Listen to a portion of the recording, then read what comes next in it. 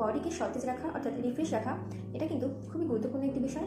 এর মাধ্যমে আমাদের মেন্টাল হেলথ এবং ফিজিক্যাল হেলথ খুবই ভালো থাকে। তো কীভাবে আপনারা বডিকে রিফ্রেশ রাখবেন অর্থাৎ সতেজ রাখবেন? প্রধানত দুভাবে কিন্তু আপনারা বডিকে রিফ্রেশ করতে পারেন। যেমন নাম্বার 1, স্লিপ। প্রতিদিন আপনাকে কমপক্ষে 7 থেকে 8 ঘন্টা অবশ্যই ঘুমাতে হবে, তাহলে কিন্তু বডিকে খুবই ভালো রিফ্রেশ করা যাবে।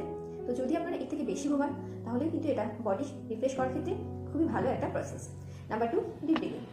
ডিপ ব্রিদিংয়ের মাধ্যমে কিন্তু আপনারা বডিকে রিফ্রেশ করতে পারবেন।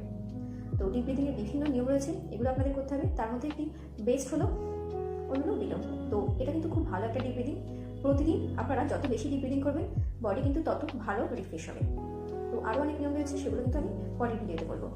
তো আপনারা আপাতত এই যে দুটো নিয়মগুলো এগুলো করা শুরু করে দিন এবং বডিকে রিফ্রেশ রাখুন, সতেজ রাখুন, ভালো থাকুন, সুস্থ থাকুন, নিরোগ দেখে বাঁচুন। ধন্যবাদ।